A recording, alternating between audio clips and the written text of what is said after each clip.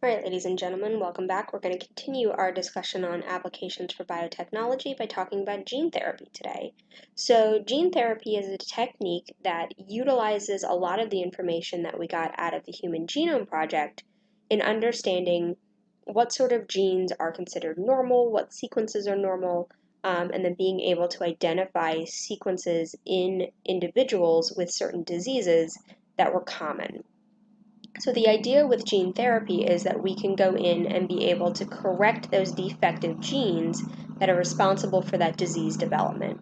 So essentially the idea is that if we can go in, provide that individual with the proper functional copy of the gene, that should allow their cells to then no longer be accessing that abnormal gene and thus sort of reversing the symptoms seen by that disease.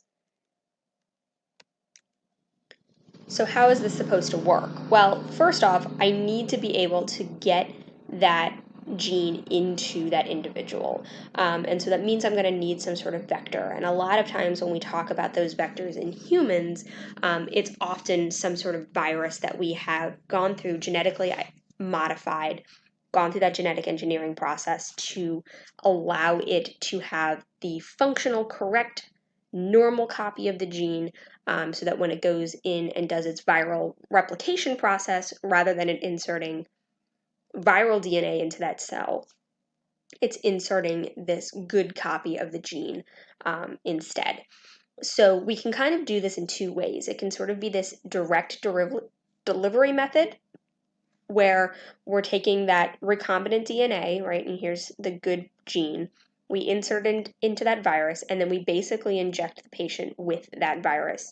And hopefully that virus makes itself to the target organ that we're looking for, infects those cells, and gives those cells the correct version of the gene, the functional copy of the gene, as opposed to the one that is causing the disease process. So that's sort of this direct method. We can also do more of a cell-based delivery where I can do all of that insertion and that viral infection in a petri dish instead. So we'll take cells out of a patient, we'll grow them up in a petri dish in a tissue culture, we'll engineer that DNA, put that DNA into the virus, and then allow that virus to do the infection in the tissue culture in the petri dish. Once we have successfully adjusted those cells, we'll put those cells back into the patient and hope that cell tissue culture then takes hold, I should say, in the patient itself, and that way that patient now has that functional copy of the gene that is producing the proteins that are supposed to be there, and hopefully that lessens or potentially even fully returns that patient to sort of a normal state as opposed to the diseased state that they are in the first place. That being said, there's definitely some issues with gene therapy, although once again, like everything else, the more we learn, the more we understand, the more we do trial and error and experimentation, the better this is becoming. Some of the issues that do come up when we talk about gene therapies, though, one of the problems is that it can be relatively short-lived. It's really hard to rapidly integrate that therapeutic DNA into your whole genome. So sometimes this may take multiple rounds of therapy. It's not a once and done treatment. Other issue is your immune response. We're giving you a virus, and your immune response, or your immune system, I should say, is designed to recognize that virus shouldn't be there and destroy it. So if your immune system ends up destroying that virus before it can get to that target cell and do its job, well, now the therapy is not going to be effective. So sometimes they end up talking about putting people on immunosuppressants to mitigate that immune response, but then, of course, that does lead to some other potential side effects as a result. We are using viruses, so not only is the immune response a potential problem, but we have to allow that virus enough of its capacity to infect to do the job we want it to. So there are definitely a lot of other issues, toxic, inflammatory, immune response issues that can also cause some problems.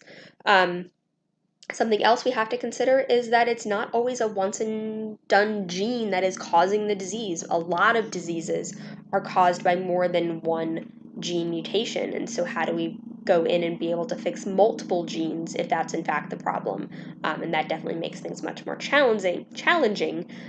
The other issue, especially if you're talking about that direct delivery method, is there's no good way to ensure where that gene goes when we actually get it to incorporate into your host's cell's DNA. So if it were to end up in the middle of something like a tumor suppressor gene, remember we talked about those when we talked about cancer.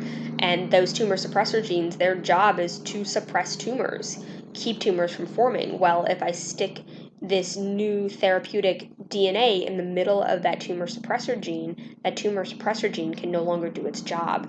And so, one of the implications of gene therapy, especially early on in its inception, was that it was giving people cancer because we were causing these sort of checkpoint genes that are supposed to keep that from happening and disrupting them. So, once again, definitely getting better. There's definitely a lot more knowledge behind how this is working, but these are certain things that when we implement these therapies, we have to be aware of and make sure we manage.